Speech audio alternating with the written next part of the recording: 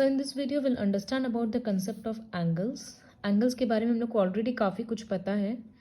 जैसे हम लोग जानते हैं कि जो 0 to 90 के बीच में होता है उसको एक्यूट एंगल बोलते हैं। जो एग्जैक्ट 90 होता है, ऐसे ड्रॉ होता था, इसको राइट एंगल बोलते हैं।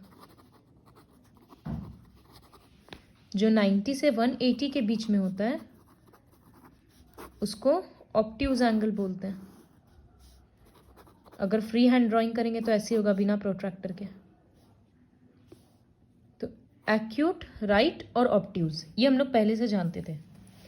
अब है रिफ्लेक्स एंगल। रिफ्लेक्स एंगल होता है 180 से 360 के बीच में।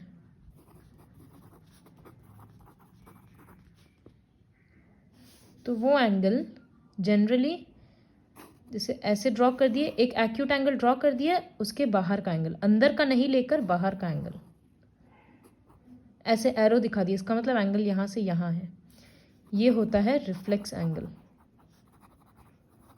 इसको ऐसे भी ड्रॉ कर सकते हैं, ये सारा रिफ्लेक्स एंगल। और एक एंगल होता है कंप्लीट एंगल, मतलब यहाँ से शुरू होकर पूरा घूम के वापस यहीं पर आ गया, तो ये होता है कंप्लीट एंगल। इसका मतलब एग्जैक्टली 360 डिग्री। जैसे ये एग्जैक्ट 90 पे होता है राइट एंगल, वैसे एग्जैक्ट 360 पे कंप्लीट एंगल। और एक हम लोग पढ़ते थे स्ट्रेट एंगल, जो कि एक स्ट्रेट लाइन बन जाता है, इसका मतलब एग्जैक्ट 180 डिग्री।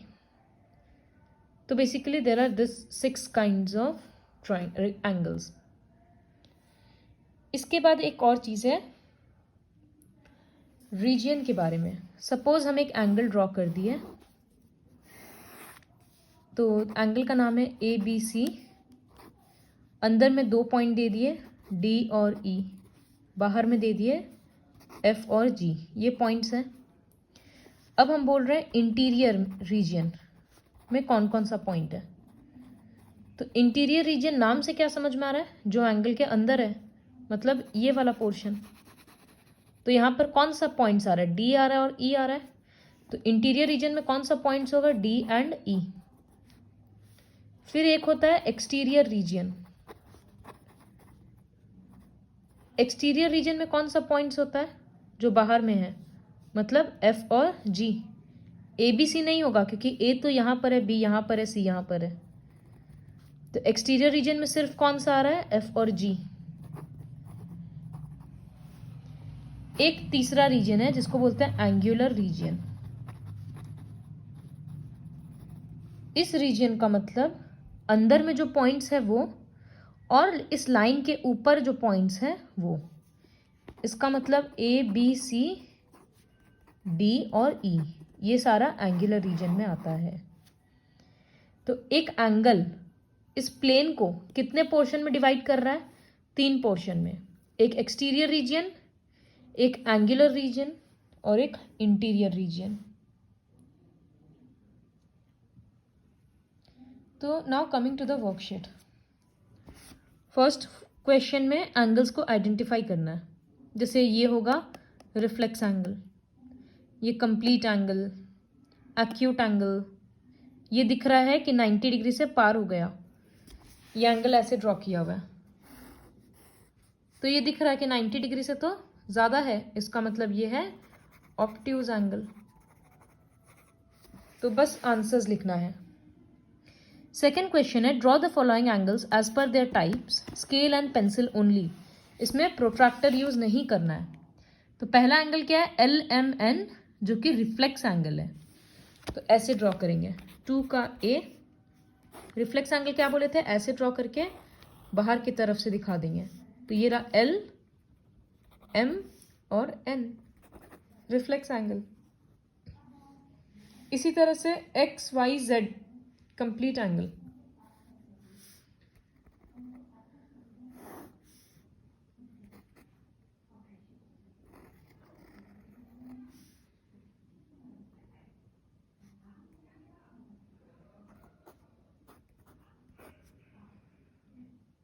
ऐसे ड्रॉ करेंगे।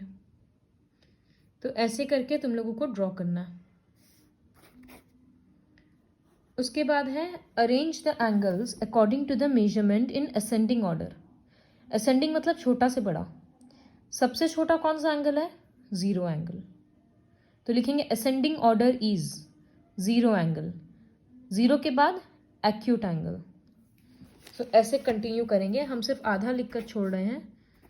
सबसे पहला है जीरो एंगल, फिर एक्यूट एंगल,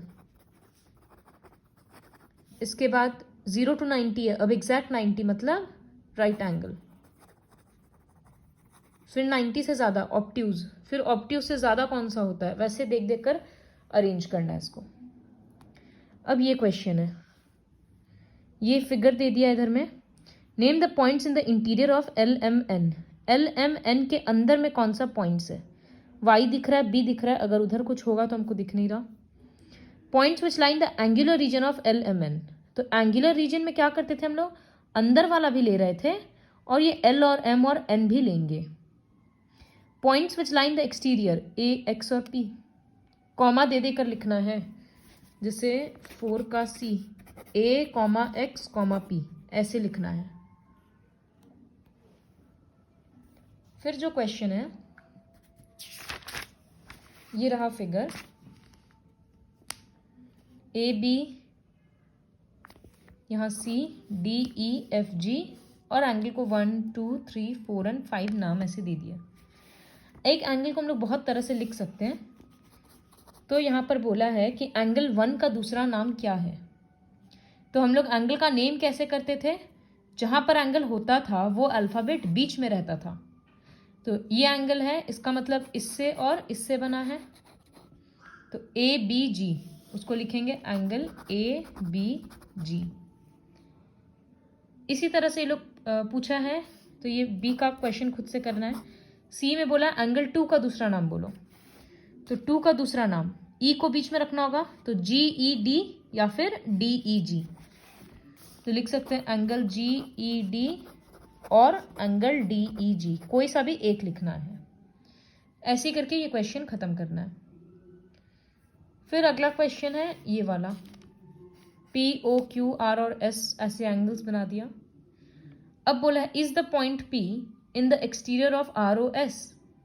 ये जो पॉइंट P है क्या ये ROS के बाहर में है? तो ROS कौन सा एंगल है सबसे पहले हाईलाइट कर लेंगे। तो पॉइंट P क्या उसके बाहर में हो रहा है? हाँ, उसके अंदर में तो ये रीजन है, तो पहला आंसर होगा यस, 6 का A में यस। B के लिए क्वेश्चन है is point R in the interior of SOR। फिर से SOR ड्रॉ हो रखा है। R क्या इसके इंटीरियर में है? नहीं, R तो लाइन के ऊपर में है। लाइन के ऊपर के एंगल को हम लोग क्या, रीजन को क्या बोलते हैं? Angular region. तो ये नो, इंटीरियर में नहीं है। फिर C is the point Q in the interior of ROP। तो ROP कौन सा एंगल है? ये वाला। क्या ये इसके अंदर में आया है? हाँ, तो यस। इस तरह से बचा हुआ D और E को खत्म करना है। D खुद से करना। E बोला है name the point which is in the interior of POR but exterior of SOR। एक ऐसा पॉइंट बोलो जो POR के अंदर में होगा। तो POR ये है, इसके अंदर में कौन सा पॉइंट हो रहा है? Q, और वो SOR के बाहर भी होना चाहिए, तो SOR के बाहर भी है, तो E का आंसर होगा Q। 7th क्वेश्चन है right the kind of angle formed between the directions. तो सबसे पहले हम नॉर्थ साउथ, नॉर्थ के राइट हैंड साइड में ईस्ट और वेस्ट ड्रॉ कर लिए। अब बोला नॉर्थ और साउथ के बीच में कौन सा एंगल बनता है? तो नॉर्थ साउथ तो स्ट्रेट लाइन है, तो ए का आंसर होगा स्ट्रेट एंगल। फिर सपोज बोला नॉर्थ और नॉर्थ वेस्ट, नॉर्थ वेस्ट ये है NW, और नॉर्थ, इन दोनों के बीच में कौन सा एंगल है? तो ये 90 डिग्री से कम है, तो एक्यूट एंगल। इस तरह से बचा हुआ क्वेश्चन खत्म करना है। फिर इन द ब्लैंक्स में a reflex angle measures more than 180 degree less than 360 degree. फिर है one complete angle equals to how many right angles. तो वन कंप्लीट एंगल मतलब 180 डिग्री और राइट एंगल मतलब 90 डिग्री। तो 2 the minute hand turns 2 to 11, घड़ी बनाएंगे। 1 बज रहा, सॉरी 12 है, 3, 6 और 9।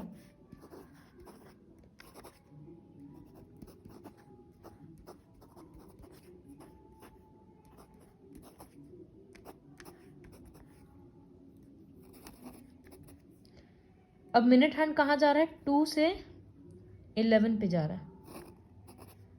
तो the minute hand turns through dash degrees from 2 to 11 o'clock। तो 12 से 11 पे कितना एंगल वो कवर कर रहा है? तो मतलब इतना एंगल कवर कर रहा है। ये एंगल कैसे निकालेंगे? पूरा एंगल कितना होता है? 360 डिग्री। और कितना बार डिवीजन किया हुआ है? 12 डिवीजन। तो ये हो रहा है 30 डिग्री। इसका मतलब हर एक के बीच में 30 डिग्री है। तो ये कितना सारा डिविजन्स क्रॉस किया? 1 2 3 4 5 6 7 8 9, 9 घर पार किया है। इसका मतलब 30 × 9, 270 डिग्री टर्न किया है। फिर है the angle measures this is a, जो 360 से छोटा है उसको रिफ्लेक्स एंगल बोलते हैं। तो इज अ रिफ्लेक्स एंगल।